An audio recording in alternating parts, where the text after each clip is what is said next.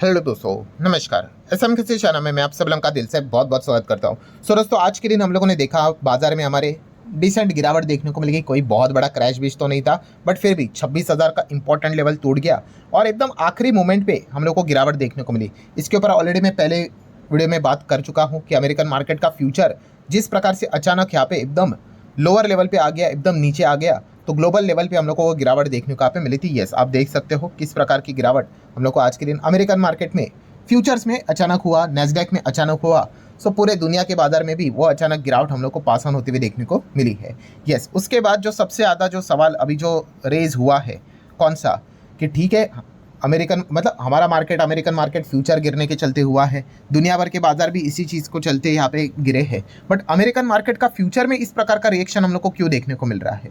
सो उसके पीछे का रीज़न क्या है? सो यस दोस्तों, उसके पीछे के रीज़न की अगर हम लोग यहाँ पे बात कर ले तो दोस्तों वो रीज़न हम लोगों को जापान से आते हुए देखने को यहाँ पे मिल रहा है। यस, बिल्कुल आपने सही सुना, जापान से रिलेटेड अगर देखा गया इस प्रकार का ये जो पॉइंट है ना, ये लगभग 1-1.25 साल पहले भी हम लोग को देखने को मिला था।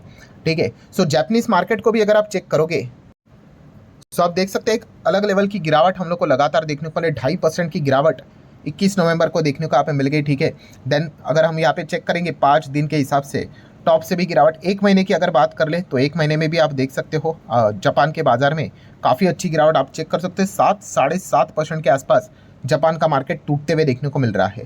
सो ऐसा यहाँ पे क्या हो रहा है कि जापानीज मार्केट में एक पैनिक हम लोग को जो देखने को यहाँ पे मिल रहा है, और उसका पूरे ग्लोबल मार्केट के साथ क्या लिंक है? कौन सी न्यूज़ की चर्चा जो बाजार में चल रही है, मतलब जिस चीज़ के चलते हर कोई यहाँ पे परेशान होते हुए देखने को यहाँ पे मिल चुका है, ग्लोबल बाजार पे हम लोग को एक लाल निशान से रिलेटेड एक खतरा देखने को यहाँ पे मिल रहा है। क्या है रोल जापान के मार्केट का? तो दोस्तों आपने बहुत जगह पे ये बात आज के दिन भी यहाँ पे सुनी होगी, yen carry trade. Yes, yen carry trade is unwinding.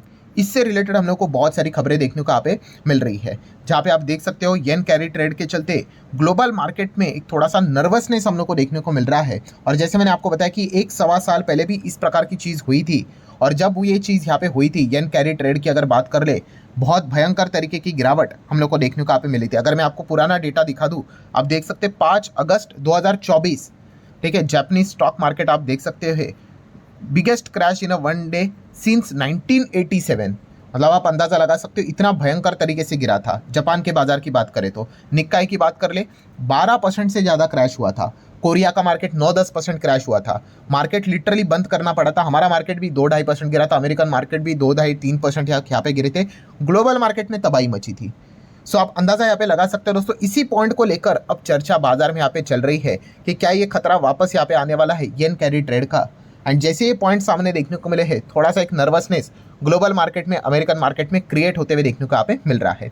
तो चलो, बहुत सारे लोगों को ये तो पता चला कि येन कैरी ट्रेड के चलते ये जो बातें यहाँ पे बोली जा रही है, बट सबसे इंपॉर्टेंट चीज़ कि सर आप ये जो बार बार बोल रहे हैं कि येन कैरी ट्रेड मतलब ये बेसिकली है क्या और इसका मीनिंग क्या है, ये तो समझा दो। तो सारी चीज़ें अभी मैं आप लोगों को यहाँ पे समझाने वाला हूँ। एक्चुअल में ये कैरी ट्रेड बोला जाता है। येन मतलब क्या? जापान की एक करेंसी है येन, आप सभी लोगों को पता है ना। जैसे हमारा रुपया होता है, अमेरिका का डॉलर होता है, वैसा जापान का जो करेंसी है उसको येन कहा जाता है। येन कैरी ट्रेड से रिलेटेड ही चीज़ मैं अभी आप लोगों को बताने वाला हूँ। एंड इस पॉइंट को लेकर ही ये एक थोड़ा सा नर्वसनेस हम लोग को देखने को मिल रहा है। तो देखिए दोस्तों, अगर हम यहाँ पे बात करें ग्लोबल लेवल पे, अगर सस्ते लोन की बात कर ले, सबसे ईजी और सस्ता लोन आपको कहाँ पे मिलता है? यस, आपको वो मिलता है जापान में। देखिए, जापान से भी सस्ता लोन आपको मिल जाएगा, बट जापान में ही लोग क्यों जाते हैं सस्ते लोन के लिए? यस, क्योंकि वहाँ पे जो इंटरेस्ट रेट जो हम लोग को देखने को मिल रहा है कई सालों से स्टेबल देखने को मिल रहा है। बहुत सारे ऐसे भी देश हो सकते हैं जापान से भी आपको सस्ते लोन अवेलेबल हो जाए, बट वहाँ पे फ्लक्चुएशन रहेगा, तो फ्लक्चुएशन के इधर इन्वेस्टर कभी नहीं जाएगा। जापान का सबसे खासियत बात है, मैं अभी आपको दिखाऊंगा सारी चीज़ें जो मैं बोल रहा हूँ, इंटरेस्ट रेट पुराना भी डेटा दिखाऊंगा। वो कई समय से, कई सालों से, कई डिकेड से सेम ही लेवल पे चल रहा है जापान का इंटरेस्ट रेट। तो एकदम सस्ते ब्याज के ऊपर आपको जापान में लोन मिलता है। ठीक है, प्लीज़ ये मत सोचना कोई ना कोई कमेंट सेक्शन में बात बोल ही देता है सर हमें कैसे मिलेगा। भाई, एज ए इंडिविजुअल आप फॉरेन करेंसी से मतलब लोन नहीं ले सकते। ठीक है, अलाउड नहीं है भाई, वो सेंट्रल बैंक को अलाउड होता है। ठीक है, प्रोजेक्ट विजेक्ट सरकार कर सकती है। अभी देखा ना, सरकार ने भी बुलेट ट्रेन के लिए किधर से लोन लिया? जापान से ले लिया। एज ए इंडिविजुअल आप और हम ये चीज़ नहीं कर सकते। ठीक है, वरना इतना लाइफ सिंपल होता तो हर कोई कर लेता। एनीवेज, अगर हम लोग बात कर ले, जैसे मैंने अभी आपको कहा कि बड़े इंस्टीट्यूशंस, बड़े जो चीज़ें रहती है उनकी मैं बात कर रहा हूँ, उनके पास ये सारी चीज़ें अवेलेबल होती है, फैसिलिटीज़ होती है। वो क्या करते हैं? जापानीज येन में लोन ले लेते हैं, ठीक है। अभी मान लो वहाँ का लोन एकदम ब्याज दर एकदम ही जीरो भी होता है, जीरो, ठीक है, 1% भी होता है, इवन दो जीरो भी होता है, ठीक है। सो वो जापानीज येन में लोन लेते हैं और क्या करते हैं, उसको इन्वेस्ट कर देते हैं, ठीक है। इन्वेस्ट करने के लिए कहाँ पे जाते हैं, दुनिया का सबसे शक्तिशाली मार्केट अमेरिका में। सो वहाँ पे इन्वेस्ट करना है तो आपको किस में करना पड़ेगा, डॉलर में, तो इसको डॉलर में कन्वर्ट करते हैं। और क्या करते हैं, आपके पास ऑप्शन भी होता है कि आप चाहो तो फिर अमेरिका के बॉन्ड्स में लगा दो, या फिर आप किस में लगा दो, अगर आपको हाई रिटर्न चाहिए तो इक्विटी में लगा दो। सो बहुत सारे इन्वेस्टर क्या करते हैं, ठीक है, वो बॉन्ड्स में भी लगाते हैं, इक्विटी में भी लगाते हैं। सो अगेन स्टोरी क्या है, जापान से येन में वो क्या करते हैं, लोन उठाते हैं और कहाँ पे लगा देते हैं, डॉलर फॉर्म में इक्विटी यूएस में यहाँ पे लगा देते हैं, ठीक है। क्यों ऐसा क्यों करते हैं, जैसे अभी मैंने आपको बताया कि ये जो लोन मिलता है वो आप लिटरली समझ लेना एकदम ना के बराबर 1%, चलो ऐसे ही फैब्रिकेटेड में आप बोल देता हूँ 1% ब्याज के ऊपर मिलता है। सो 1% ब्याज के ऊपर लगाओ, ठीक है, और इक्विटी में बहुत अच्छा खासा रिटर्न कमाओ, और जो बीच में जो अंतर रहा उसको क्या बोला जाता है, स्प्रेड बोला जाता है, वो आपकी कमाई। सो ऐसे बहुत सारे बड़े बड़े दिग्गज इन्वेस्टर इंस्टीट्यूशंस करते हुए देखने को मिल जाते हैं। पर ये चीज़ आप कब तक कर सकते हो, एक कॉमन सेंस लगाओ, यस, जब तक, जैसे अभी मैंने आपको क्या बोला कि वो लोन जब तक आपको सस्ता मिल रहा है, ठीक है, मैं जस्ट एक ऐसे एग्जाम्पल में बोल रहा हूँ, 1% पे मिल रहा है, इसीलिए तो आप उस चीज़ का फ़ायदा उठा रहे हैं। जैसे कि मान लो अमेरिका के मार्केट में आपका फ़ायदा हो रहा है 5% का, रफली बोल रहा हूँ, ठीक है, बट लोन के ऊपर आपको 1% देना पड़ेगा, मतलब आपको एक्चुअल में 4% का फ़ायदा हो रहा है, ठीक है। बट यही 1% अगर कल 2% हो गया तो यस, आपका रिटर्न फिर 4 नहीं 3 हो जाएगा, ठीक है। यही अगर 2 के बदले इंटरेस्ट रेट लोन का 3% हो गया तो ये 3 नहीं, आपका ओवरऑल रिटर्न स्प्रेड 2% का हो जाएगा, ठीक है। और ऊपर से ये वाला भी जो रिटर्न है थोड़ी ना फिक्स है भाई, इक्विटी वाला ये भी नीचे आ सकता है, इन जनरल में बात कर रहा हूँ। तो दोस्तों यही चीज़ अभी हम लोग को होते हुए देखने को यहाँ पे मिल रही है कि जापान में जो लोन हम लोग को देखने को मिलता था, इंटरेस्ट रेट देखने को मिलता था, वो कई साल से स्टेबल था ऐसे, पर अब वो इंटरेस्ट रेट धीमे धीमे करके ऐसे बढ़ते हुए देखने को यहाँ पे मिल रहा है। एंड अगर ये इंटरेस्ट रेट बढ़ेगा तो ऑटोमेटिकली जिन जिन प्लेयर्स ने यहाँ पे क्या किया है, जापान से लोन लेकर अमेरिका में पैसे लगाए हैं, उनके ऑटोमेटिकली रिटर्न्स यहाँ पे गिर जाएंगे। तो इसीलिए वो क्या करेंगे, उनके पास सॉल्यूशन क्या रहेगा, यस, उनका जो इक्विटी है जो अमेरिका में है, यस, उसको वो सोल्ड करेंगे। इसी को बोला जाता है दोस्तों अनवाइंडिंग। अभी हमने सुना ना येन कैरी ट्रेड, ये इसी को कहते हैं येन कैरी ट्रेड से रिलेटेड, कि येन से मतलब लोन उठाओ और यहाँ से इन्वेस्ट करके पैसे कमाओ, बट इसको अनवाइंडिंग की बात करें, मतलब यस कि जहाँ पे पैसे लगाए वहाँ पे वो चीज़ें बंद करो एंड यहाँ पे निकल जाओ। क्यों निकल जाओ, क्योंकि अब इंटरेस्ट रेट बढ़ते हुए देखने को यहाँ पे मिल रहा है। बट आप सोच कर देख लो, इंटरेस्ट रेट आखिर में बढ़ेगा क्यों, ठीक है, अगर लोन का इंटरेस्ट रेट ऐसे ऐसे ऐसे ऐसे ऐसे बढ़ेगा क्यों, कौन सा आय यहाँ पे बढ़ता है जिस चीज़ के चलते इंटरेस्ट रेट का आय भी ऊपर जाता है। मैंने आपको सिखाया है, यस, कुछ लोगों ने सही जो ध्यान से सुनते हैं भाई उनको समझ में आया होगा। जब इन्फ्लेशन का आय बढ़ता है, आई मतलब आई स्टैंड्स फॉर इन्फ्लेशन, जब ऊपर जाता है तो इंटरेस्ट रेट भी ऊपर जाता है, एंड जब इन्फ्लेशन हमने देखा है नीचे जाता है तो इंटरेस्ट रेट भी नीचे जाता है, मतलब कट करते हैं।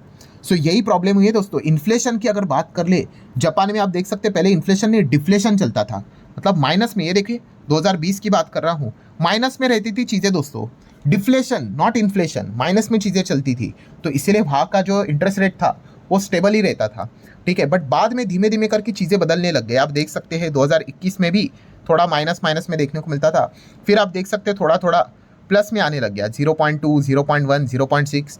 इन्फ्लेशन की मैं बात कर रहा हूँ 2021 में जापान की। फिर देन 2022 में आते आते आते आप देख सकते हैं 0.8, 0.5, 0.9, फिर 1% के आसपास इन्फ्लेशन आने लग गया जापान का। फिर ऐसा करते करते दोस्तों आप देख सकते हैं 2%, 2.5% के रेंज में आने लग गया जापान के, अगर हम लोग इन्फ्लेशन की बात करें तो। एंड यही इन्फ्लेशन अभी आप देख सकते हैं दोस्तों 3, 3.5, 3, 3.5 ऐसा करते करते 3 के आसपास यहाँ पे आ चुका है। यस, ये किसकी हम बात करें, जापान की। सो जापान का पहला इन्फ्लेशन था ही नहीं, डिफ्लेशन था, तो इसीलिए इंटरेस्ट रेट बहुत नीचे थे। बट अब इन्फ्लेशन इतना बढ़ गया तो इसको टैकल करने के लिए आपको क्या करना पड़ेगा बॉस, सेंट्रल बैंक का ईजी गेम है, आपको इंटरेस्ट रेट बढ़ाना पड़ेगा। और इसीलिए इंटरेस्ट रेट देखिए पहले नेगेटिव इंटरेस्ट रेट हुआ करते थे दोस्तों, लिटरली 2019 की बात यहाँ पे कर रहा हूँ। फिर 2020 में देख लो नेगेटिव इंटरेस्ट रेट 0.1 माइनस की अगर हम बात करें, देखो कई सालों तक 0.1, 0.1 माइनस में ही चल रहा है। देखो 2022-21 कई समय से ऐसे ही यहाँ पे चल रहा था। और पहली बार आप यहाँ पे देख सकते हो दोस्तों, ये चीज़ बदलना स्टार्ट हो गई -0.1 से, ठीक है, वो हम लोगों को बाद में 0.1 तक देखने को मिल गया, पहली बार झटका लगा। ठीक है, जो चल रहा था ना खेल यहाँ पे 5-1 में आपको दिखा रहा था 4, ये पहली बार ये चीज़ बढ़ते हुए देखने को मिल गई, तो ये एक झटका लगा। फिर उसके बाद आप देख सकते हो 0.1 से डायरेक्ट 0.25 हो गया। कब हो गया देखो, 30 जुलाई को हो गया। 30 जुलाई मैं क्यों 30 जुलाई आपको बता रहा हूँ, यस उसके बाद जो अगस्त था ना, जो अभी मैंने आपको बताया तांडव 5 अगस्त में निकाय में देखने को मिल गया 12% का, वो इसी चीज़ के चलते हो गया कि इन्फ्लेशन इतना बढ़ा कि बैंक ऑफ जापान को इंटरेस्ट रेट बढ़ाना पड़ा। जो इंटरेस्ट रेट इतना कभी नहीं बढ़ता था वो 0.25 तक चला गया, और उसके बाद आप देख सकते हैं 0.50 तक चला गया।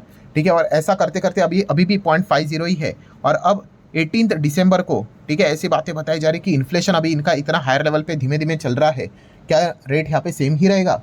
अगर मान लो यहाँ पे अगर और थोड़ा सा इन्फ्लेशन अगर 0.75 अगर कभी हो जाता है, जापान का इंटरेस्ट रेट अगर और बढ़ जाता है, सो जो सिनेरियो अभी हम लोगों ने 1 साल पहले, सवा साल पहले अभी देखा था, अभी जो मैंने आपको आर्टिकल्स भी दिखाए, ठीक है, वो सिनेरियो वापस भी क्रिएट यहाँ पे हो सकता है। सो इसी चीज़ को दोस्तों यहाँ पे जापानीज येन कैरी ट्रेड यहाँ पे हम लोगों ने जो अभी मैंने आपको बताया, इसी चीज़ को यहाँ पे कहते हैं। क्योंकि अगर आप जापान के बॉन्ड्स को देखोगे तो जापान का बॉन्ड देख लो, जो एकदम 0.0 पॉइंट के आसपास चलता था, अब वो बॉन्ड कितने पे चल रहा है ये देख लो, 1.781 पे आ चुका है। ठीक है, कि लगातार यहाँ पे बढ़ रहा है। और अगर ऐसा हुआ सो इक्विटी मार्केट के लिए हमेशा एक खतरा हम लोग को देखने को मिल जाता है, इसीलिए जापान का इक्विटी मार्केट नीचे हम लोग को जाते हुए देखने को यहाँ पे मिल रहा है। सो इसीलिए हर किसी में किस बात का डर यहाँ पे क्रिएट हो रहा है, बस एक ही डर यहाँ पे है कि अगर जापान का इन्फ्लेशन अगर इसी प्रकार से बढ़ते रहा, और अगर इस चीज़ के चलते दूसरा आय भी अगर सेंट्रल बैंक ने अगर बढ़ा दिया, जिसको हम लोग इंटरेस्ट रेट कहते हैं, अगर ऐसा हुआ तो अमेरिका में डॉलर में जो किया हुआ निवेश है वहाँ से क्या हो जाएगा, वो एग्जिट करना यहाँ पे स्टार्ट करेंगे। सो अमेरिकन मार्केट गिर सकता है, एंड अगर अमेरिकन मार्केट गिरा तो भाई ग्लोबल मार्केट में सेल ऑफ होने के लिए ज़्यादा टाइम यहाँ पे नहीं लगता है।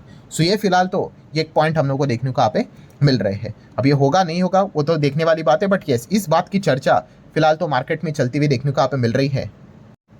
जो अभी मैंने आपको आर्टिकल्स में दिखाए थे कि येन कैरी ट्रेड अनवाइंडिंग मतलब बंद होते हुए देखने को यहाँ पे मिल रहे हैं, और इस चीज़ के चलते थोड़ा सा ग्लोबल मार्केट नर्वस होते हुए देखने को मिल रहा है। तो क्या इस आने वाले सेंट्रल बैंक का जो पॉलिसी रहेगा जापान का, ठीक है, यूजुअली फोकस में नहीं रहता है क्योंकि हमेशा सेम ही रहता था, हमेशा उनका इंटरेस्ट रेट सेम रहता था, बट जब से ये इन्फ्लेशन उनका चेंज होना स्टार्ट हुआ है उसके बाद थोड़ा सा मतलब बोलते हैं ना फोकस रखना पड़ता है। और जब जापान का इंटरेस्ट रेट चेंज होता है ना भाई, ठीक है, अमेरिका और हमारी तरह नहीं कि एक बार बदला नहीं बदला इतना मतलब ओवरऑल इतना फर्क नहीं पड़ता है, बट अगर जापान का अगर इन्फ्लेशन इंटरेस्ट रेट का अगर ये चेंज हुआ तो भाई वो पूरे ग्लोबल मार्केट को हिलाकर छोड़ता है, क्योंकि वहीं से सबसे ज़्यादा लोग लोन उठाते हैं सस्ते ब्याज के ऊपर और दुनिया भर में निवेश करते हैं। और वहाँ का अगर ब्याज दर बढ़ा तो लोग अपनी फटाफट पोजीशन क्लोज करते हैं ताकि उनको नुकसान ना हो।